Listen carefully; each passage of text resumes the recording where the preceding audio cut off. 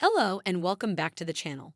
The manhwa we are going to recap today is about a girl who is reincarnated as the villainess who tormented the male lead.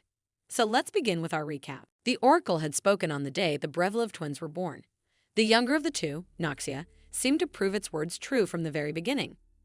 She grew into a graceful and admired young lady, her radiant silver hair gleaming under the light, her noble smile captivating those around her. From an early age, she displayed an extraordinary gift. Her ability to control water manifested when she was still a mere child. It was effortless for her, as if nature itself had bowed to her will. The people adored her, calling her God's favorite. But in contrast stood the older twin, Thanasia. Her black hair always appeared dull, as though it were drenched in filthy water, and her face bore an expression devoid of joy. Unlike her sister, she had no abilities, no divine blessing, nothing to make her stand out, except for how starkly different she was from Noxia. The nobles whispered among themselves, unable to comprehend how two born at the same time could be so vastly different. One sister was perfection itself, while the other was an afterthought, a shadow in comparison. The ridicule was endless. Whenever Thanasia could no longer endure the mocking, she would leave, but that only made the laughter behind her back grow louder. It was a source of amusement for the nobles, a story that never lost its charm. Noxia, the blessed sister, and Thanasia, the unfortunate one. But today, something is different. The air in the grand hall is thick with murmurs, and Thanasia, standing by herself, listens as the whispers once again turn to her. There is no mistaking the disdain in their words. Instead of walking away, as she always has, she makes a deliberate move. She throws her drink, the liquid spilling across the floor as she utters an apology that sounds far from genuine. Then, without hesitation, she turns to the source of the whispering. She does not ask politely. She does not pretend to be unaware. Instead, she demands to know exactly what was being said. "Our girl is a baddie, let's go." The girl who had spoken stammers, her eyes darting around as if searching for an escape. She denies saying anything. But Thanasia does not let her off so easily. With a sharp gaze, she steps forward, making it clear that she has heard enough to understand the meaning behind the words. The girl, now caught, scrambles for an excuse. She claims it was only out of concern for Thanasia's future. A pathetic lie. Thanasia laughs and asks since when did she allow her to meddle in her business. A cold, unapologetic laugh that silences the room. Then, with full clarity, she speaks so that everyone can hear her. If anyone dares to speak behind her back, whoever it may be, she will tear their mouths apart herself. There is no room for misunderstanding in her tone. She has no intention of being treated like a weak little kitten anymore. Thanasia, the one standing here now, is not the same woman they knew. The last thing she remembers from her past life is quitting the job she despised and setting out to travel. She had boarded a plane, eager for a new beginning, but the moment of takeoff had been its last. The explosion had consumed everything. No, now this is funny. Imagine putting all your money for a trip only to die in the same city you are running to leave. She had been certain she was dead. And yet, when she opened her eyes, she had found herself in another world. Even the doctor of this world had called it a miracle that she had survived to fall from a horse. But Thanasia knows the truth. She has not simply survived an accident. She has been reborn. The memories come back to her now in pieces, and the realization strikes her like a bolt of lightning. The Loved Saintess, a popular novel she once read. A story about twin sisters, one beloved, the other despised. Noxia, the cherished child of destiny. Thanasia, the overlooked failure. In the novel, Thanasia had lived a life of quiet misery. She had been constantly compared to her sister, her resentment growing deeper with time. She had questioned why only Noxia was granted gifts, why she alone had been overlooked by the gods. That hatred had festered. It had transformed her into the villainess of the story. And now, she is that Thanasia. A part of her tells herself to panic, but she does not. After all, she is already dead in her previous world. Why should she mourn her past life when there is nothing left of it? Here, she is rich, she is young, she is beautiful. She lives in luxury beyond anything she had ever known. Why would she envy Noxia when she already has everything she could want? For a time, she allows herself to enjoy this new life. Bro, have her priorities set straight. She does not care about the whispers. She does not concern herself with the past or the future. But her peace does not last long. It is a simple conversation among the maids that changes everything. They speak in hushed voices, unaware that their words have caught Thanasia's attention. They mention something troubling. People are disappearing, more than usual, and the rumors say that it is because of experiments meant to create human weapons. The moment the name Kali Empire is uttered, Thanasia freezes. A feeling of unease creeps up her spine. The tea in her hands trembles before she sets it down. Urgently, she asks the maids to repeat themselves. One of them hesitantly explains the rumors claim that the Khalid Empire has been kidnapping people for human experimentation. That this year, more people have gone missing than ever before. The maid, seeing the concern on Thanasia's face, quickly assures her that it is probably just meaningless gossip. There is no need to worry, but Thanasia's heart pounds in her chest. She remembers this part of the novel. The Arwen Empire, the land where the Saintess's story unfolds, will soon go to war with the Kali Empire. But that is not the worst part.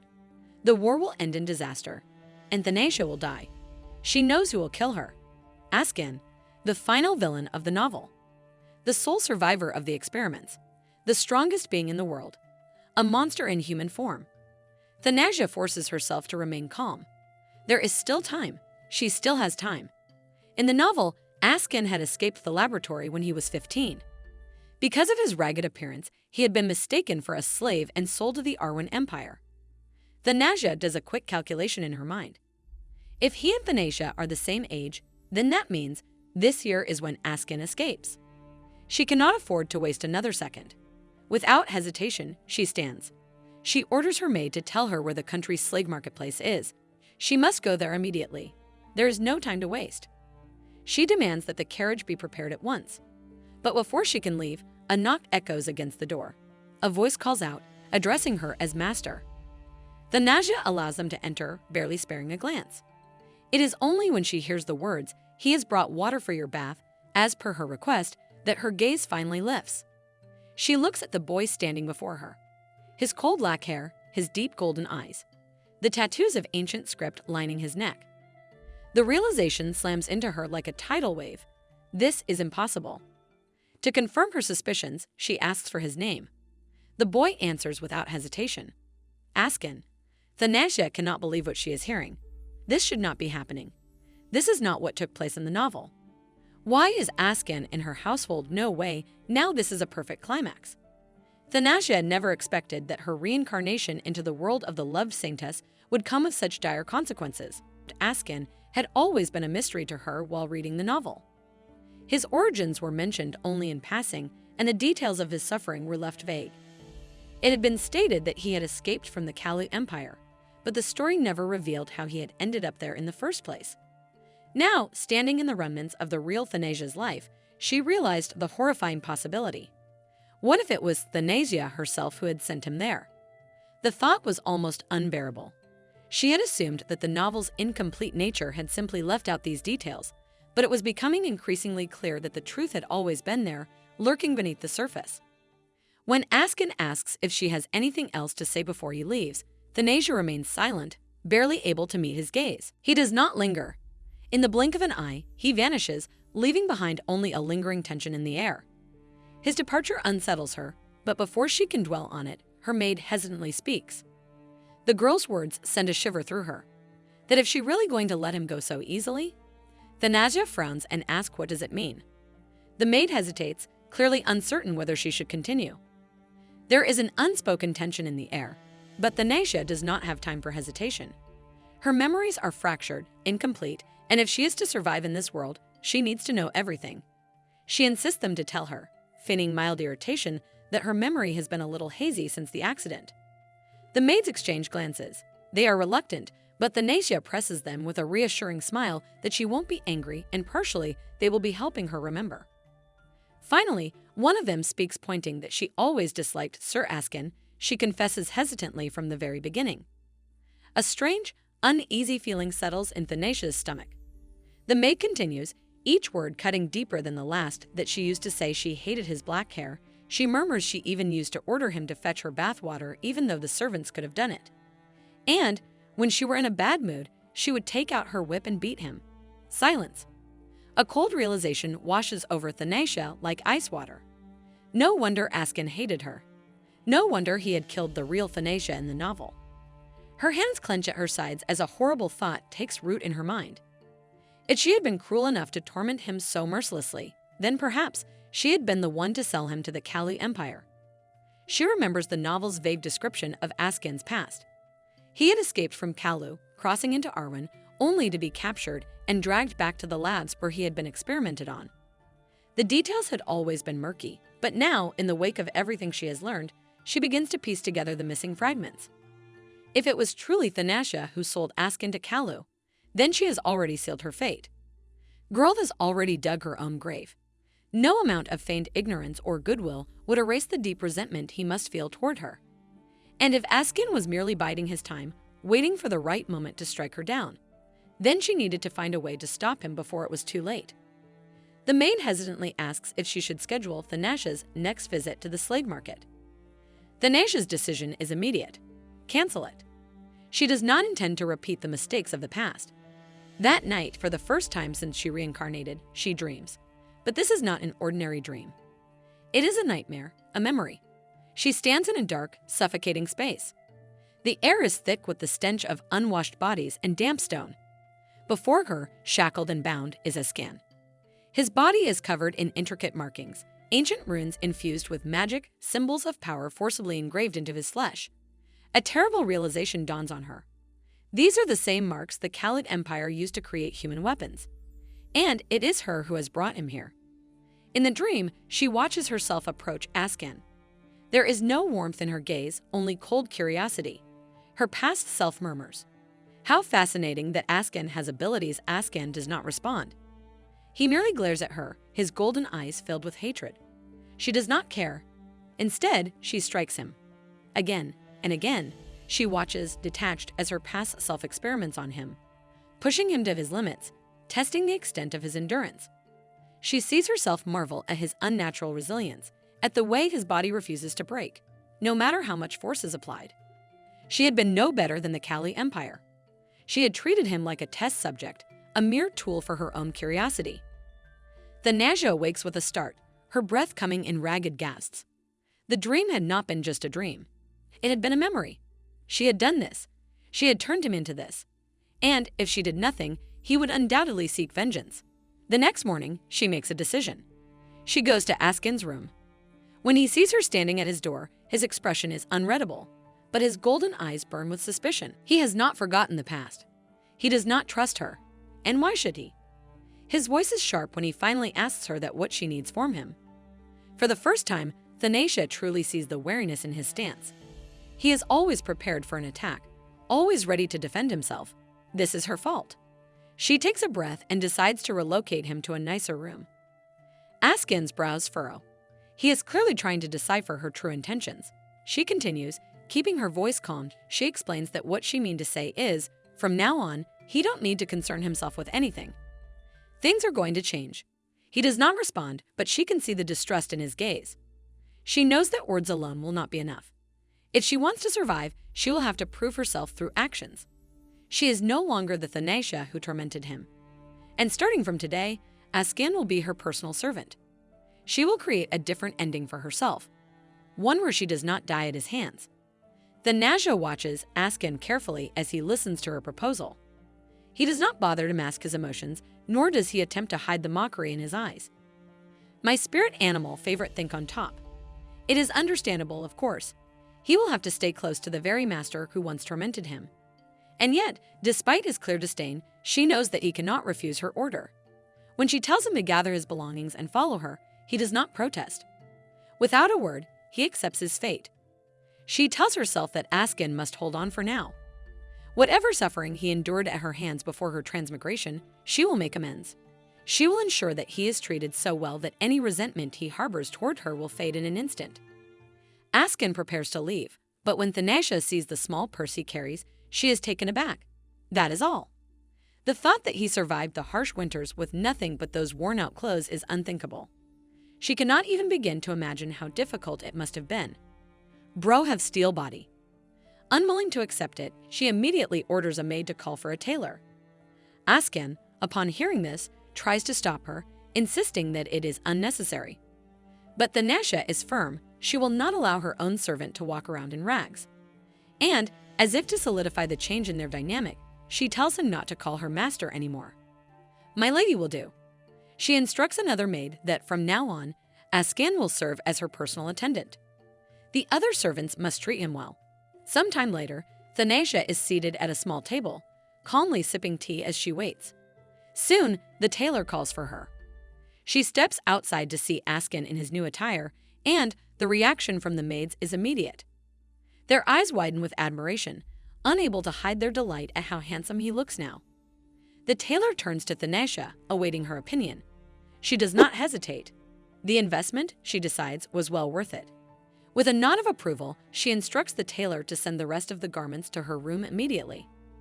The scene shifts to the dining hall, a grand table adorned with an array of lavish dishes. Thanasia gestures for Askin to eat as much as he pleases, but it is clear that he is deeply uncomfortable. It is not surprising, of course. How could it not be?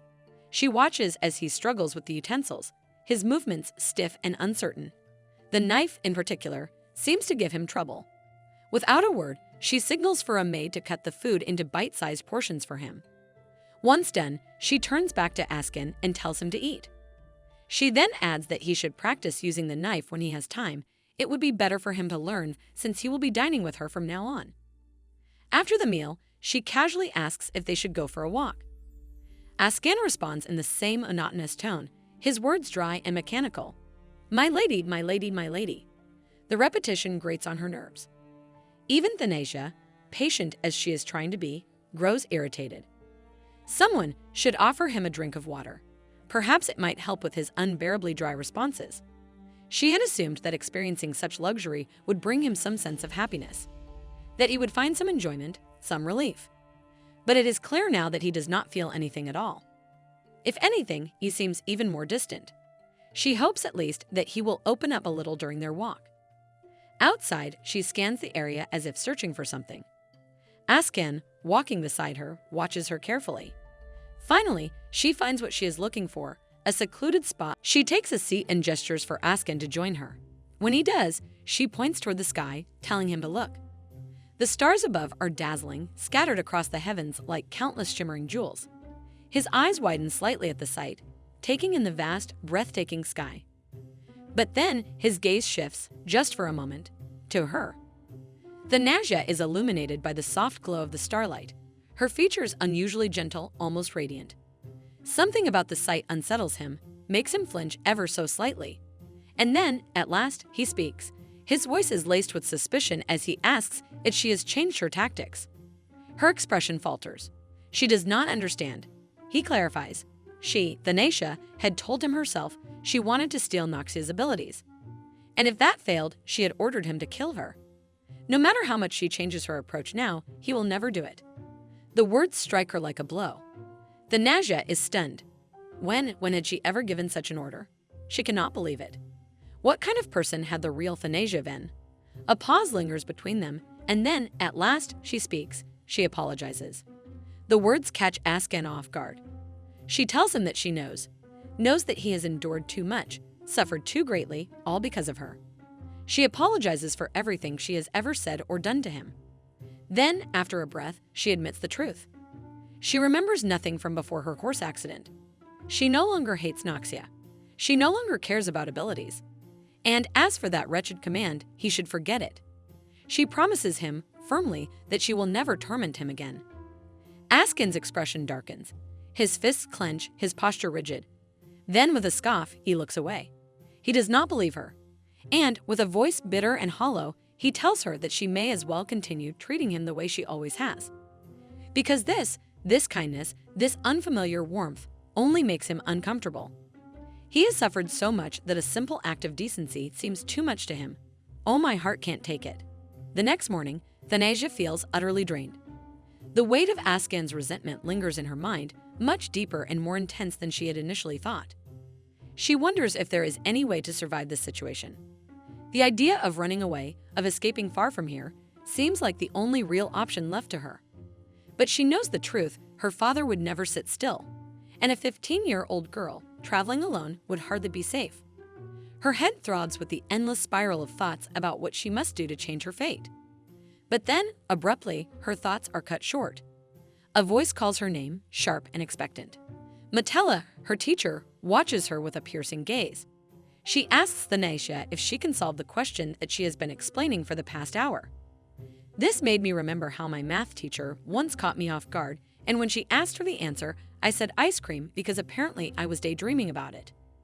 The realization hits immediately. She has not been paying attention at all. Dread settles in her stomach. She knows she is doomed. But when she finally shifts her gaze toward the question, something unexpected happens. The answer comes to her instantly. Without hesitation, she states it, 13. A flicker of surprise crosses Metella's face. She had not expected such a swift response. But more than that, she had not expected it to be correct. Intrigued, she presses further. How did Thanesha arrive at the answer so quickly? Thanesha explains, outlining a different approach to solving the equation. But as she speaks, a strange realization dawns upon her. She does not even know how she knows these things. I can never relate to this, not even my next 7 generations. Metella, meanwhile, is stunned. She has always known that Thanesha was a bright student, but this is beyond anything she had anticipated. To solve such an equation so effortlessly, without even needing to write anything down. Without wasting another moment, Metella gathers the books stacked beside her and presents them to Thanesha. She asks if there is any question within them that she finds difficult. Thanesha flips through the pages, scanning each one carefully. And yet, nothing.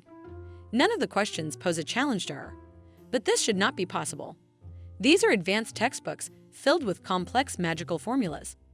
They contain knowledge that Thanesha has never been taught before, and yet she understands them all. Metella watches closely, then finally speaks. What she is trying to say, she explains, is that Thanesha possesses an innate talent for magic formulas. She advises her to stop wasting her time on spirit magic. And suddenly, it all makes sense. It is only natural, isn't it? She had recognized the tattoos on Askin's body at a single glance. The original Thanesha had uncovered the human weapon experiments precisely because she had been able to read the formulas.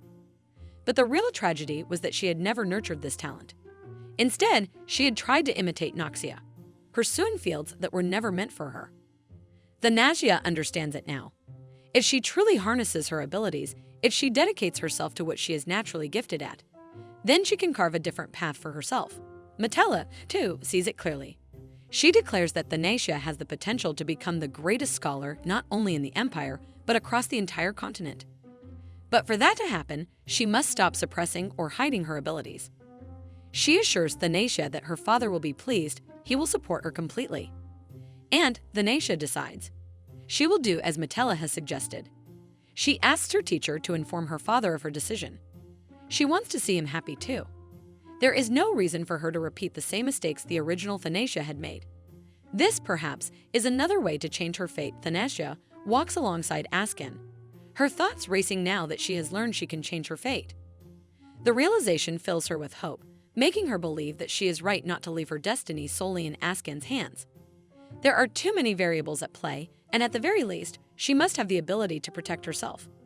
Suddenly, a splash of water drenches her, interrupting her thoughts. It is Noxia, the female lead of the novel, who has accidentally spilled the water. Askin immediately reacts, offering Thanesha his handkerchief and asking if she is all right. She thanks him and checks on him in return, noticing that he has also gotten wet. Askin reassures her that he is fine. Noxia, witnessing the entire situation, becomes visibly distressed. She quickly apologizes, her voice trembling as she tries to explain that it was not intentional. Though it might sound like an excuse, she insists that she did not mean to do it. Thanesha, however, remains composed. She reassures Noxia that it is all right. It is just water, and she is not hurt in any way. A memory from the novel surfaces in Thanesha's mind. She recalls this exact scene.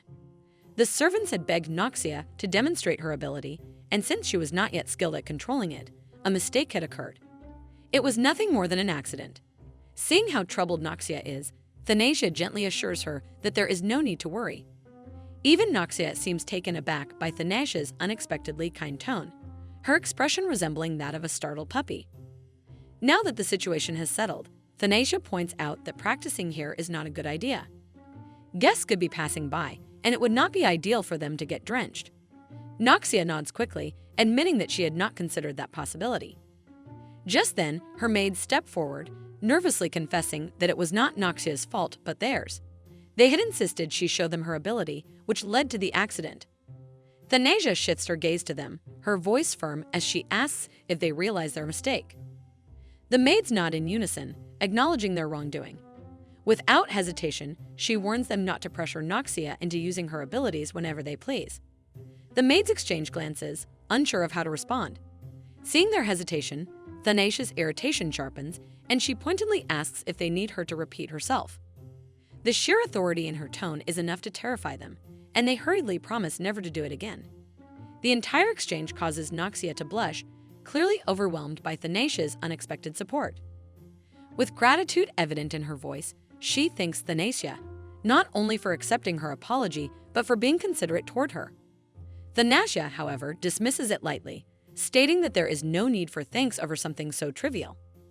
As she prepares to leave, her gaze briefly lands on Askin's shirt. The wet fabric clings to his body, making the faint outline of his wounds visible. A flicker of emotion passes over her face, darkening her expression for a moment. Then, without another word, she turns away. Noxia, left standing alone, watches her go, confused by the sudden change in Thanasia's demeanor. A hint of unease creeps into her mind as she wonders if she has made a mistake again. Back in her room, Thanasia addresses Askin directly, instructing him to take off his shirt. The request makes him flinch slightly, but with a somewhat gloomy expression, he complies. As he removes the fabric, Thanasia's gaze sharpens, her thoughts filled with uncertainty. Are these wounds the result of what the real Thanasia had done to him? A feeling of responsibility settles over her. The least she can do now is tend to his wounds. She reaches for the ointment, intending to apply it to his injuries.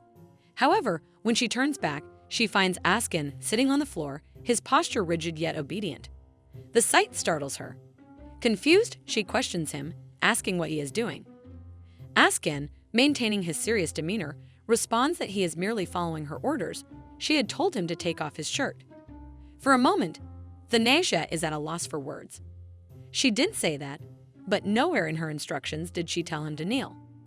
A memory from her dreams floods back to her. The real Thanasia had cruelly whipped Askin's bare back to test his ability to turn his skin into steel. Understanding dawns on her. He must have misinterpreted her words as a continuation of that torment. She chooses not to address it directly, instead stepping closer and moving behind him to apply the ointment. However, as soon as the cool substance touches his skin, Askin's entire body tenses. His eyes widen in alarm, and he abruptly pulls away, demanding to know what she is doing. Thanasia, unfazed by his reaction, calmly states the obvious. She is applying ointment to his wounds. She instructs him to stay still, assuring him that the ointment is for scars and will not cause any pain. Though she knows her actions might be meaningless in the grand scheme of things, she cannot simply turn a blind eye to his injuries. To be kind to Askin, even in the smallest way, is a form of insurance for the unpredictable future. Yet beyond that, there is also a quiet, simple act of sympathy, one she cannot ignore. Thanasia spends the night deep in thought, pondering the possibility of preventing her own death. Once again, she wonders if there is a way to stop the war before it ever begins. If the war between the Kalu Empire and the Arwen Empire never breaks out, everything could change. The Brevla family, her own house, would not fall. They would still have access to the vital resources that could ensure her safety. And as the general of the Kalu Empire, Askin would have no reason to kill her. More than that, if she can somehow prevent Askin from being dragged back to the lab, the human weapon experiment might never reach completion. Askin was a key figure in the project's success. Without him, the entire experiment could fail before it even gets off the ground. But the real question is, how can she use her abilities to change the course of history? No matter how much she thinks about it, she cannot find an answer. At some point, exhaustion overtakes her, and she falls asleep right there in the study. The next thing she knows, she is being gently called awake by her maid. The maid looks at her with a mixture of concern and amusement, asking why she fell asleep in the study of all places. Thanasia, still groggy from her restless night, blinks in confusion before realizing the situation. Embarrassed, she mutters a weak excuse, rubbing her temples. Before she can fully process her surroundings, the maid informs her that her father, the head of the Brilla family, is calling her for dinner. Thanasia pauses. Her father is calling her? Why all of a sudden? She has not seen him since she arrived in this world, and the thought of facing him now makes her strangely nervous. The original Thanasia's father was a powerful man, someone who built the Brevlov family's wealth and reputation through sheer intelligence and business acumen. His reputation was that of a cold, calculating man, a formidable presence in the empire. And yet, despite that, the original Thanasia had been dearly loved by him. As she walks through the corridors toward the dining hall, she takes a deep breath, forcing herself to appear as natural as possible. She has to act like she belongs here. Upon entering the dimly lit hall, she is immediately struck by the sight of her father, and she freezes. He is young. Far younger than she expected. For a brief, absurd moment, Bro is afraid to get hit by Electrocomplex. But then she remembers. The original Thanasia's father had married young. It makes sense. Still, it is unsettling to see a man she expected to be middle-aged looking like he is in his prime. She quickly regains her composure, schooling her expression into one of calm indifference as she takes her seat. Apologizing for making them wait, she acknowledges that she heard he was busy. Her father nods in agreement, confirming that he had indeed been occupied with business matters. However, he reveals that he made time tonight specifically because he wanted to give her a present. A servant steps forward, presenting a small, elegant box. Inside, nestled against dark velvet, is a stunning red gemstone necklace. Thanasia is momentarily speechless. Her father explains that he heard from Metella about her recent interest in magic formulas and thought this would be the perfect way to celebrate it. He assures her that no matter what path she chooses in the future, she will always have his full support. Something inside Thanasia stirs. She never expected this level of consideration. He did not have to reschedule his plans just to personally hand her a gift. He could have easily had it delivered to her room. But he chose to do this himself. She thanks him sincerely, touched by the unexpected gesture. Noxia, who is seated nearby, admires the necklace, remarking on how beautiful it is and how well it will suit Thanasia. Then, as if recalling something important, Noxia suddenly brightens. She brings up the upcoming ball, an event being held in honor of the Crown Prince, Rahul. It is at this ball that Noxia and the male lead will meet for the first time. In the original story, they got close to each other and, when they become adults, they fell in love. Thanasia played the role of the cliché villainess, doing everything she could to drive them apart. But now, she wonders what would happen if she did the opposite. Would supporting their romance improve her chances of survival? It seems like a better strategy than making an enemy of the heroine. A new plan forms in her mind. Turning to Noxia, she offers to lend her the necklace for the ball. Noxia, caught off guard, flusters, trying to explain that she did not mean to ask for it. She only meant that the necklace would suit Thanasia beautifully. But Thanasia waves off her concerns, insisting that the necklace would look wonderful on her and that it would be nice if she wore it to the ball. She even offers to help pick out an outfit for her. Noxia is deeply moved by the gesture, though she still hesitates to accept such an expensive piece of jewelry. Before she can refuse again, their father interjects, saying that if Noxia likes the necklace so much, he will simply order another one to be made for her. Thanasia stares at him, exasperated. Just how much money do you have? Noxia, on the other hand, is delighted. She excitedly asks when they should go shopping for a dress, her eyes sparkling with excitement. The conversation takes on a warm, light-hearted atmosphere, the family enjoying this rare moment of peace. But someone is watching. Askin sits silently, observing the lively exchange from his place at the table. His gaze is drawn to Thanasia. She looks happy. For a moment, he forgets himself. When Thanasia catches him staring, she meets his eyes and gives him a small, gentle smile. Askin's eyes widen. His chest tightens, an unfamiliar feeling creeping up his spine. But before he can dwell on it, the scene shifts. Later that night, Askin finds himself trapped in another nightmare. He is running through the darkness, fleeing from the lab's people. But he stumbles. A cruel voice sneers behind him, mocking his foolish attempt at escape. They asks him if really think he could run away from them. Dead or alive, they will never let him go. Askin jolts awake, gasping for breath. He sits up in bed, drenched in cold sweat. Ever since escaping that place, he has not known peace. They chase him in his dreams, a never-ending torment. Slowly, he turns his gaze toward the cupboard. Inside, tucked away in his bag, is everything he has kept in preparation to run again. Because no matter how warm things feel right now, no matter how much he wants to believe in this peace, he knows that it will not last. One day, Villainess will return to her true self. And when that happens, he will have no place here. So, until then, he must not get his hopes up. Askin has been waiting patiently for his chance to leave the Brevlov family. Ever since his ability was exposed, he knew staying here was only temporary, a fragile safety net until he could find a more secure place to live. The bounty hunters sent by the Kali Empire are skilled, but infiltrating the Brevlov estate is difficult, and as long as he remains here, he is safe. But not forever. He has already started gathering the necessary funds, and once everything is in place, he plans to run. For now, he waits. Stepping out of his room, Askin immediately hears the mocking voices of two men he used to share a room with. They sneer, commenting that he seems to be in a good mood ever since his so-called promotion. There is bitterness in their words, resentment dripping from their tone. They note how he does not even bother to greet them anymore, as if he considers himself above them now. Not wanting to start a pointless fight, Askin simply greets them and prepares to leave. He is actually really cool, but that only infuriates them further. One of them calls out to him, voice laced with hostility, before suddenly throwing a skewer straight at him. Askin does not flinch. He has been through worse. But the other man suddenly hesitates, growing worried. What if Askin snitches on them? The one who threw the skewer merely scoffs, waving off the concern. Even if he does, it does not matter. He will make Askin keep his mouth shut. Askin, however, speaks in a calm, almost indifferent tone. The next time they decide to throw something at him, they should at least aim properly, because now his clothes are dirty because of them. His words make them furious.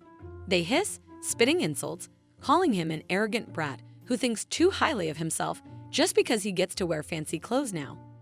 One of them sneers, saying Askin is putting too much trust in his face because no matter how well he dresses, he is just a disposable servant who will be abandoned sooner or later.